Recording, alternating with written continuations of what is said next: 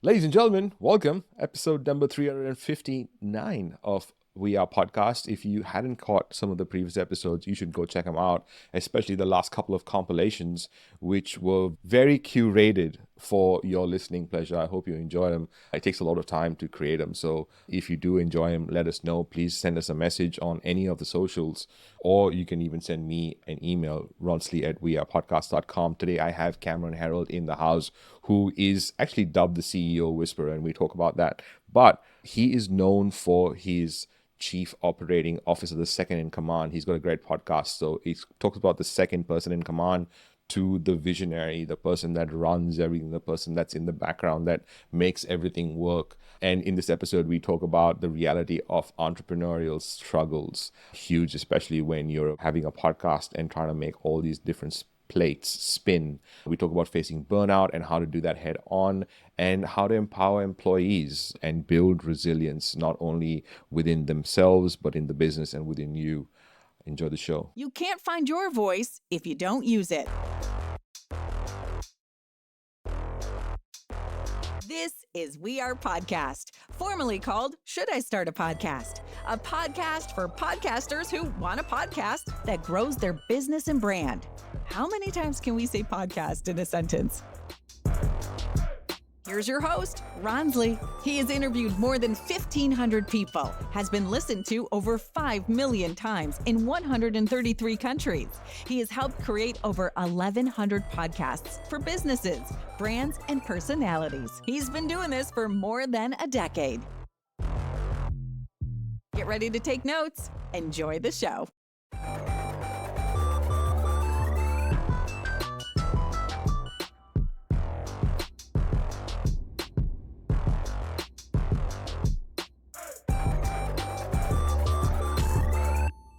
Cameron, so this is really cool because you've been traveling a lot over the last 18 months. 2.5 years. 2.5 years. Yeah. And you've seen different cultures, you've seen different things from a lens of freedom and a lens of creation and a lens of an entrepreneur. I would love to know what stands out. What have you seen that right now you go, oh yeah, that was pretty cool. That was something interesting. So the three that come very quickly top of mind are, I feel like there's 4 hubs in the world that are these entrepreneurial hotbeds. We're sitting in one of them, Dubai, right? Everyone in Dubai is opportunistic, they're optimistic, they're entrepreneurial, they're cool, and they're building something, right? Portugal is another one. Bali in Indonesia is a third, and Austin, Texas is a fourth. There's lots of cities that are technology, but those 4 tend to be this like vortex of entrepreneurial. So there's something about when, you know, the saying of you're the average of the 5 people you spend the most time with. If you plug yourself into one of those 4 vortexes, your cycle is like this. No one in these areas is sitting talking about social media or the sports team and how they played. All they're doing is talking about what they're working on. Everyone's building something. So I feel that. The second thing that I started to feel was the digital currency happening, whether it's with crypto or whether it's digital pay. But now, like the tapping of a phone, that's still not a big thing in North America.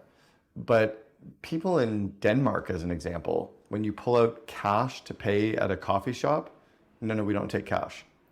Like they don't even take it. Yeah. Like I started feeling that with my kids about 2 years ago. They don't want physical paper or coins. Yeah. That's a strange thing that I hadn't seen. So mobile money and the convergence, I think, is starting to happen there.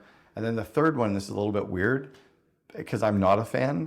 People in like 20 or 30 countries think Trump was amazing. That was really intriguing to me. And it's something that I don't like about Trump is there's a lot of what he'll say isn't true. Right. Like he's being up on so many different indictments and crimes, but somehow people are okay with that. Maybe it's because we all feel like all politicians are crooked. So let's go with the one that we see momentum with. I don't know what it is, but what I understand from this is marketing is powerful.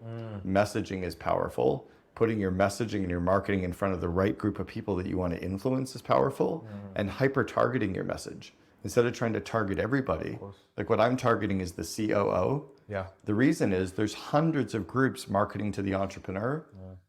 I market to their second in command, which means all of those groups that target entrepreneurs can be partners for me, or they can be referrals for me. Right.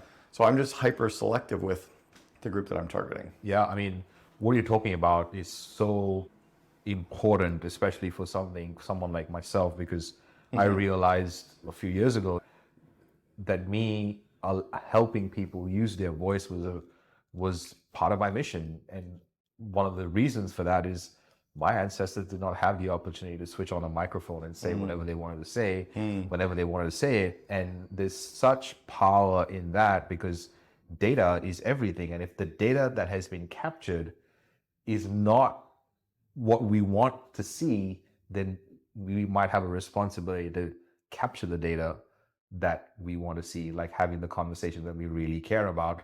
That's why podcasting is so powerful.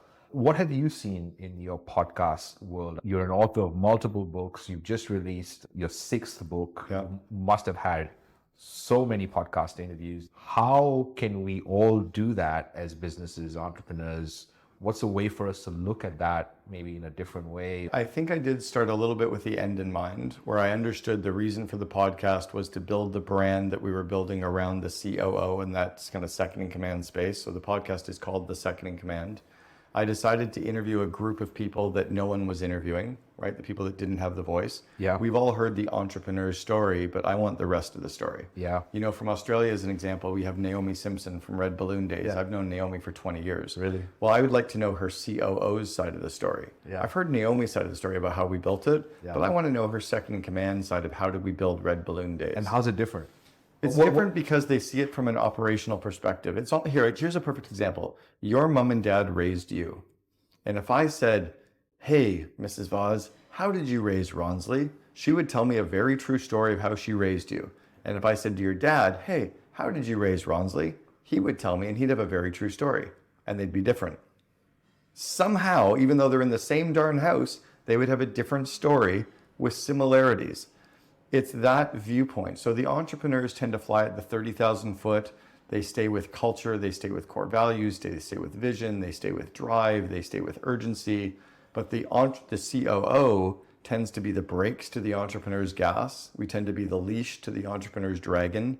We tend to be the who, what, when, where, why, and how to the where, like we're going, right? Yeah. So we have to figure out how to take all of those crazy ideas and make them happen. I've never had a lot of ideas as a COO. When I was building 1-800-GOT-JUNK, I didn't have a lot of ideas, but I knew how to put the ideas in place. Brian had all the ideas, but because he was a perpetual motion machine, he couldn't figure out how to make it all happen. That's the difference. So on the Second in Command podcast, I've interviewed 345 guests. The one that just came out this week was the second in command to RFK Jr. She's running the campaign. She's the campaign director for a presidential candidate in the US election.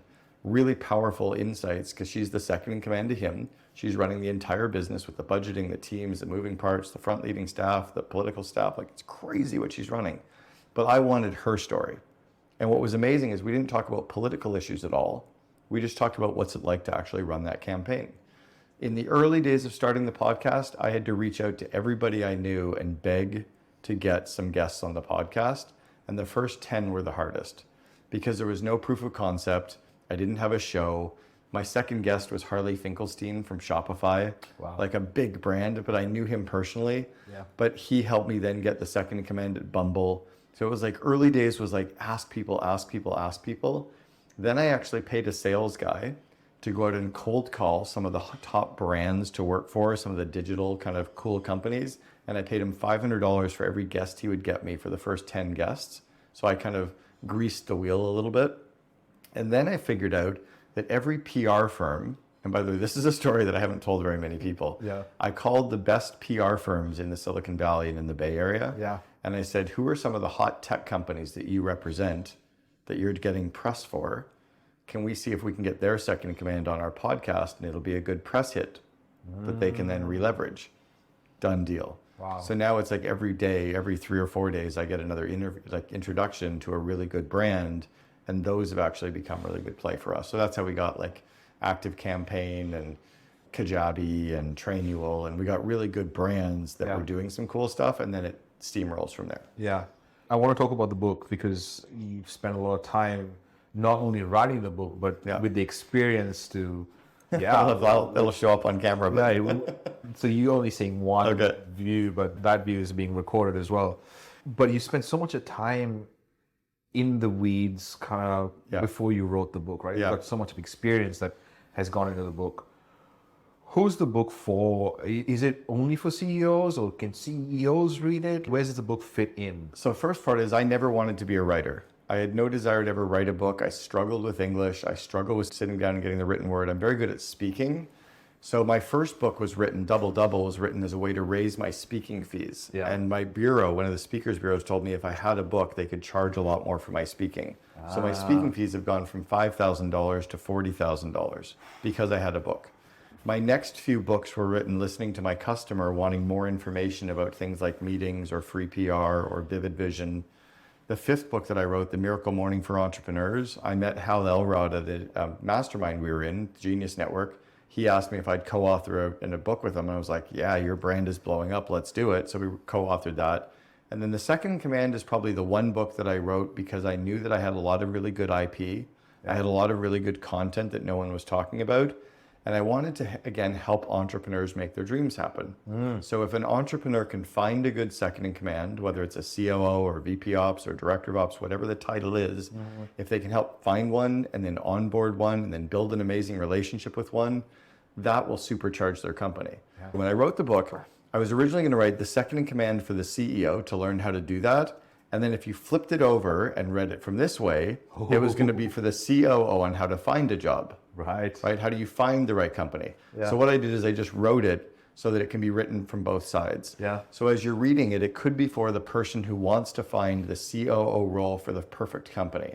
So it talks about what are they looking for? How are you going to position yourself, right? It's the flip of it all. And it's very intentionally written that way. Yeah. So I'm finding a lot of CEOs are handing it to their COO. Yes. I'm finding a lot of COOs are handing it to the CEO, because it also talks about building that amazing relationship, that true yin and yang relationship. So remember the book, Men Are From Mars, Women Are From Venus, right? We are not hairy versions of women. Yeah. Right? We see the world differently. We perceive the world differently. We think differently. We solve problems differently. We show up differently. We feel differently.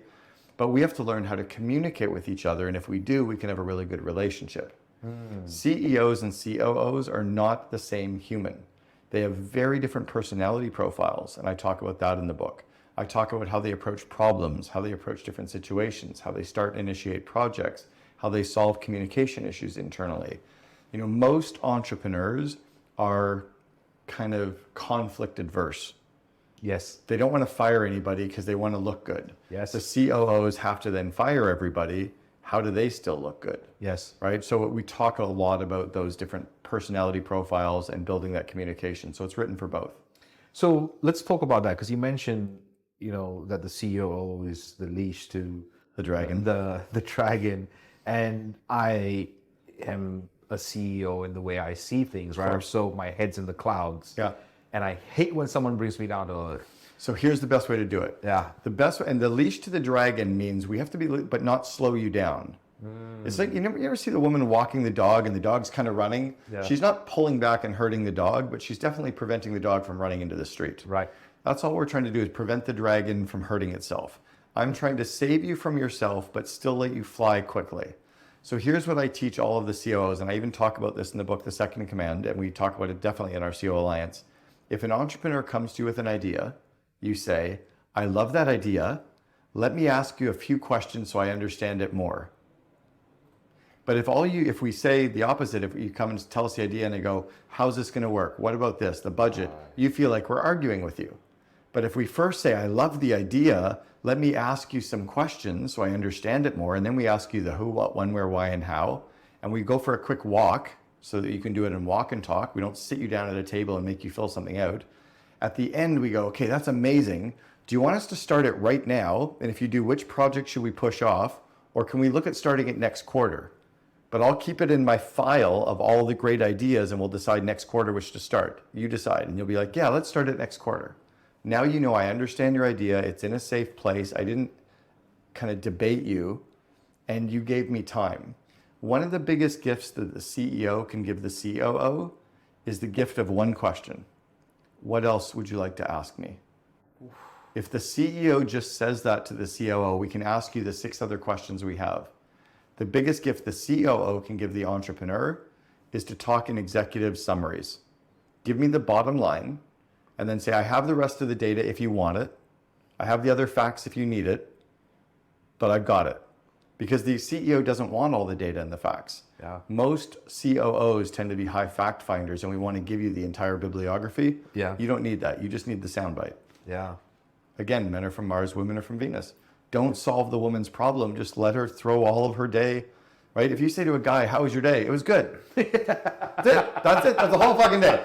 You say to a woman, how was your day? Well, I went downtown. 45-minute conversation. And the 45-minute conversation is just what happened before lunch, right? The guy it was good. Like, I'll come home and Ashley will go, how was your day with Ronsley? It was great. What did you talk about? AI and some leadership? She'd be like, and he had sparkling water, and he had coffee, and he had lemon in his water, and he had this blue suit that looked amazing. And like, yeah. So we have to learn as CEOs and COOs how to communicate with each other. And when we do, that's the yin and yang. That's why the yin and yang is on the cover of the book. That's the true partnership. And when Brian and I built at 1-800-GOT-JUNK, we had a very unfair advantage. He was my best man at my wedding 3 months before I started to work for him. Wow. We'd been in a 4-year EO forum together. So he watched me build 2 other companies, and I watched him building his business. So it's almost like we had a 4-year interview. Right. We knew everything about each other personally. Yes. The trust was so incredibly high that he was my best man at my wedding. Yes. And then I started to work for him. Yes. So I try to teach companies how do you actually get that to happen without having that 4-year interview, Wow. right? Because it's really powerful and important if you do. It's very powerful. Like, even I talk about your work a lot because I almost attract a lot of people like me, head in the clouds, and they feel like myself that there's so much more to do, so many other places to go, and we have all these ideas. And if I look back at my entrepreneurial history, there have been times where, which I don't do anymore, but there have been times where I've had these great ideas which I've brought into the meeting. Hey, it's Mick Hawes, host of The Toolshed. I love making my podcast, and that's primarily because Ronsley has helped me avoid a whole bunch of really basic mistakes that would have cost me a whole bunch of time, money, and energy. And Rons has compiled a list of these mistakes and how to avoid them, which is really a steal. You can get your copy where I downloaded mine at mistakes.wearepodcast.com. That is mistakes.wearepodcast.com. We Are Podcast. You can't find your voice if you don't use it. Confuse the fuck out of Everybody. everybody. And just ruined any momentum that they've had, and I've ruined momentum that I've had, and as a result, it's just broken trust, broken relationships, and then you start from scratch again. Well, it's because we don't have a system in place to save you from yourself, right? That's the leash to the dragon, is how do we get your idea, understand it, document it, put it somewhere. So here's the great example that most people will understand. If you've got an iPhone, right? Yeah. We're on version 15 of the iPhone right now. Yep. So they still have a lot of cool things that are coming that'll be in version 16 and some other cool ones that might be in version 17. In fact, they know some features that are going to be in version 17 that they're even not going to build in 16 because they just don't have time. So everything is rolled out in versions. Well, our business has to be rolled out in versions. The problem with entrepreneurs, if you were building a home, you want to put in the Wolf stove and the Sub-Zero fridge and the cool cabinets right now. We haven't even bulldozed and poured the foundation yet. And then you still want to put in the Wolf stove. We haven't put in the framing in the walls, but you want to put in the Wolf stove. We haven't put in the electrical and the plumbing yet. You want to put in the Wolf stove. It's like, we're going to get to the damn Wolf stove. But what happens is, because the entrepreneur is so excited about the Wolf stove and the Sub-Zero fridge, everybody else gets all distracted and they start putting it in. And then we have to go back and build a freaking house around it again. Yeah. So if we gave you a system and we said, here's the plan, we're going to have your Wolf stove. It's going to go in 7 months on this day. Here's why. You'd be like, oh, I understand. I know I'm getting it. I won't talk about it until 6.5 months from now. And when I see the walls going in, then I'm going to get excited about the Wolf stove. Yeah. Right? Yeah. So we have to give the CEOs and the entrepreneurs those systems. Yeah. Yeah. It's really important when you're scaling a company to put the right people in place and then give the right skills to the people. I launched a course called Invest in Your Leaders to give the leadership and management team the skills to build the company for the entrepreneurs. Most entrepreneurs can't teach the managers how to run companies or how to be leaders, how to actually run executive teams, how to run management teams, how to run one-on-one meetings, how to do interviews. Yeah. Think about that for a sec. Yeah. You've hired a lot of people. Yeah. How much training have you ever had on how to do a job interview? Like actual formal training? Not much, but I have to say that I used to have a job before I became an entrepreneur. So Okay.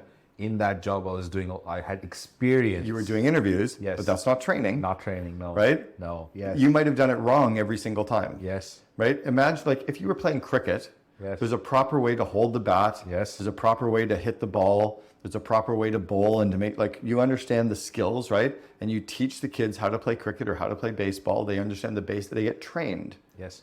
Most CEOs and managers have never been trained. They've been doing it the same way for 20 or 30 years. Yeah. Yeah, you might have 20 years experience doing job interviews and you might have done it wrong every single time. I've had dozens and dozens and dozens of hours in classroom, role modeling, role playing, having interview sessions videoed, getting critiqued by a third party, reading books on it, going through like physical models on interviewing. That's crazy to That think is about, crazy. right? And I've interviewed and hired hundreds of people too. Yeah.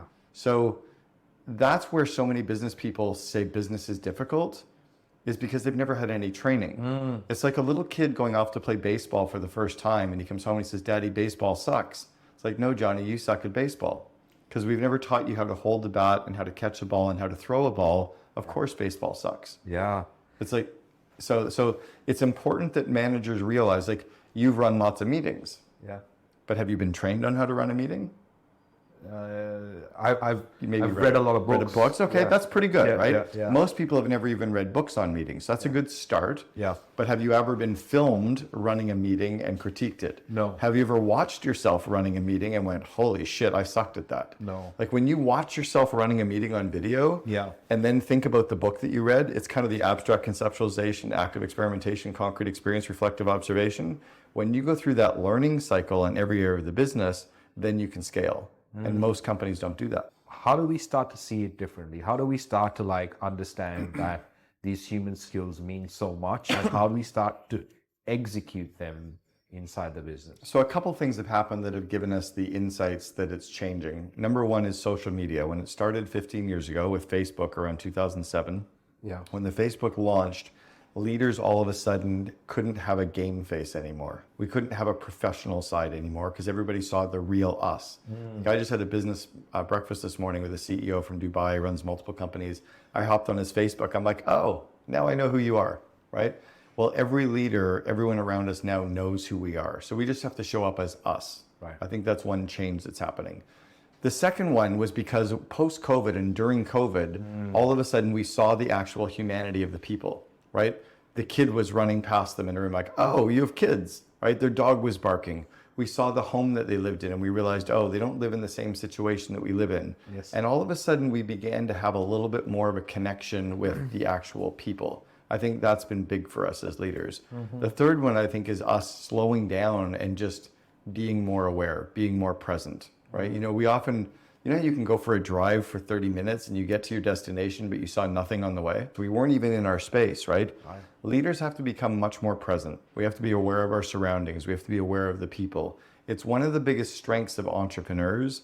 Our ADD, the attention deficit disorder, allows us to see everything. So we generally do see what's happening with the employees, with the customer, with the metrics, with the dashboards. We see it all, but it's so overwhelming. The problem, though, for the rest of the company is they don't have that ADD skill set. ADD is not a disease, it's a superpower. Yeah. So entrepreneurs have to teach their COOs how to be more aware. Most operational people are so focused that they miss a lot of the bigger picture stuff. Yeah. They miss a lot of the people things, unless they're very kind of heart-centered, showing up that way. Yeah. So it's just actually being aware of it and teaching people to be aware of it, talking about it. I think the fourth is really showing gratitude, right? Anybody who's in a relationship, I don't tell my wife once a quarter that I love her. I don't tell her once a quarter that I appreciate her, or I don't say once a quarter, "Thank you." But inside of companies, I hear people all the time saying, well, they know I love them. They know I'm happy with them. Yeah, but you gave them 7 projects last week. You told them 4 other things that were broken last week. You've stretched the shit out of them for the last quarter. Maybe they're not feeling the love. And I think entrepreneurs have to learn how to love bomb, and COOs and operations people have to learn how to love bomb the employees so that they feel so grateful, or they know that we're so grateful and so happy and so pleased that then when we give them all this stuff to fix and work on, they're fine with that. Yeah. Because they also know that they're so appreciated. But that's different from the 80s and 90s, right? In the 80s and 90s, it was do what you're told. Right. You know, you're here for 7 to 10 years anyway.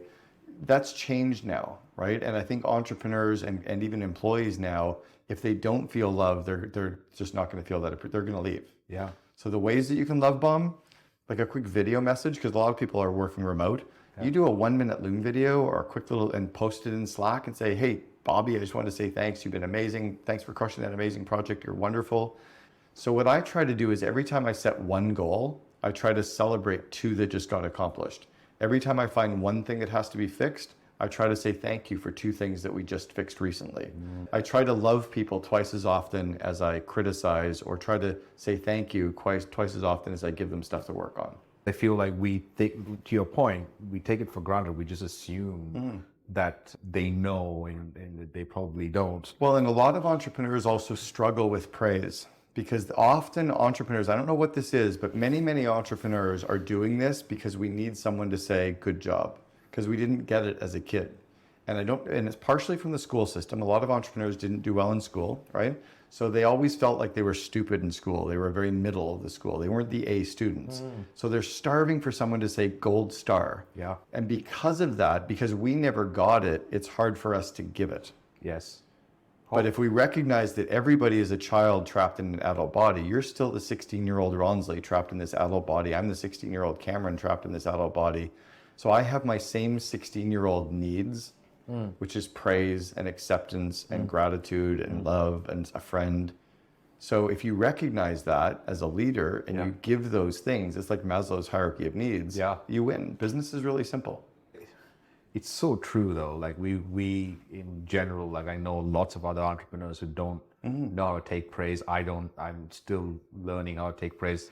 And sometimes it's so bad that when someone's introducing me before I go up on stage, I'm hearing all these things, even when it's a podcast. And dismissing them. No, I listen, I'm like, wow, that's so cool. And then they say my name, I'm like, oh, it's just me. Oh. I literally have this thinking feeling that he's talking about me. Like, it's so hard for me to accept praise, and I'm starving for it at the same time. It's so hard for me to accept it, even though I'm starving for it, I dismiss it. Wow. And that's what drives us as entrepreneurs, is that drive to, be better. What are some ways that we can look at conflict or deal with conflict in a better way, especially because we're trying now to be better humans, more empathetic? How can we do that better? So I have 12 models in my Invest in Your Leaders course, and one of them is conflict management. So I'll walk you through the model, kind of an entrepreneur Cliff Notes version. The first is to confront the issue, not the person, right? When you showed up late for this meeting, right? Or when you didn't deliver your project on time, or when you spoke to the customer that way, right? The issue, not you always do, right? So the specific issue, confront the issue. So I use when you, and then I feel. I felt frustrated. I was angry. I was really disappointed. I was mad at you. So you own it, right? And then you tell the person what you need, right? I need you to do this way in the future. And then you say, how do you feel about it? Not what do you think about it, how do you feel about it? So when you, I feel, I need, how do you feel? So the specific situation versus a general. And you have to race to the conflict. So if you showed up late for a meeting this morning, I will address it today. I'll pull you up aside privately, right? Public praise, private criticism. So I'm going to deal with the conflict privately. I want to land this plane because we've been talking for a while and we can keep talking. When you look at your history as an entrepreneur, as a creator, as a leader, what are things that stand out that's not in the bio? What's things that Cameron cares about? The burnout that can happen for entrepreneurs is very real. It's because we can't tell everybody about the tough stuff. You can't go on social media and say that you're struggling with an ex-employee. You can't go on social media and say you're dealing with a lawsuit. You can't go on social media and say you're running short on cash. You can't go out on social media and say none of my marketing is working. You can't go out on social media and say I'm struggling with my employees, they're not getting shit done. You can't go on social media and say one of my employees is stealing from you. Like, you can't do that, right? Because it really hurts you as a brand and as a business. It sets you up for legal issues. So what happens on social media is we tell all the good stuff. And because most entrepreneurs, unless you're in a mastermind community with lots of other entrepreneurs, Your friends are lawyers, accountants, doctors, teachers, dads, right? Yeah. They don't understand. Yeah. And you don't want to go home and tell your spouse everything because it freaks them out. Yeah. Right? They already think we're crazy because one day we're going to take over the world. The next day we think we're bankrupt. Then we're worried about an employee. Then we think we're going to buy another one. Like, it's like, what the fuck? Right? Yeah. We're like a roller coaster ride. Get out of my head, Cameron. Yes, we live in this kind of world of fear. Yeah. So for entrepreneurs, I've had two very, very serious stages of burnout. One where I clinically was redlining. I basically had a nervous breakdown on the floor of an elevator, sobbing with tears. Wow. I had to learn to take care of my body, to take care of my mind, to eat better, to get more exercise, to talk through issues, to not work 18 hours, 12 hours, to literally to not work nights, not work weekends. Like, I don't work after 5 o'clock anymore. I don't work on Saturdays or Sundays ever. I really disconnect. I almost take every other Friday off now completely from work. Yeah. And it's because when I am working, I'm 100% off. And even when I'm not working, I'm still thinking about it. Yeah. So I need to actually be okay with taking time off to take care of me. And there's that old Latin saying of mens sana and corpore sano, which is a healthy mind and a healthy body.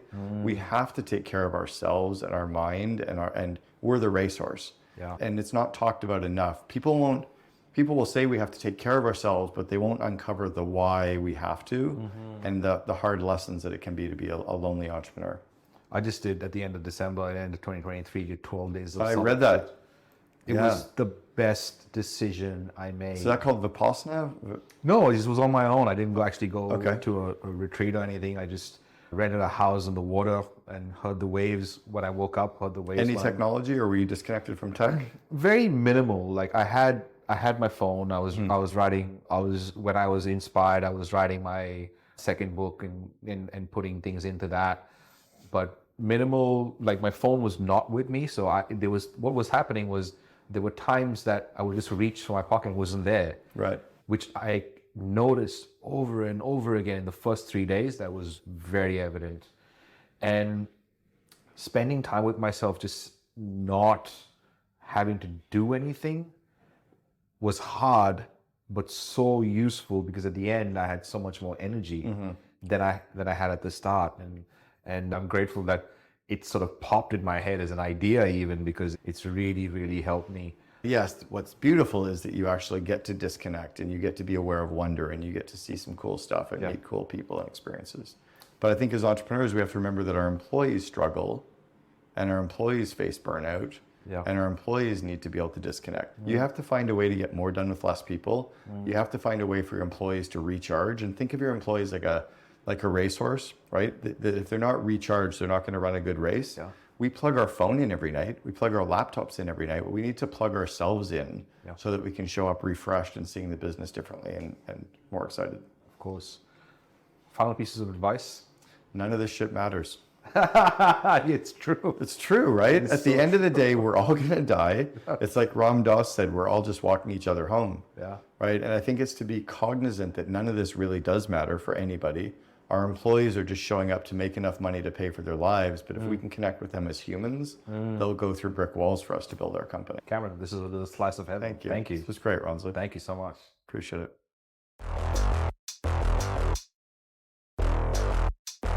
Thank you so much for listening. Listen to the back catalog of over 300 episodes by going to wearepodcast.com. If you're looking for something specific, let the We Are Podcast team point you in the right direction. Send us an email on podcast@wearepodcast.com.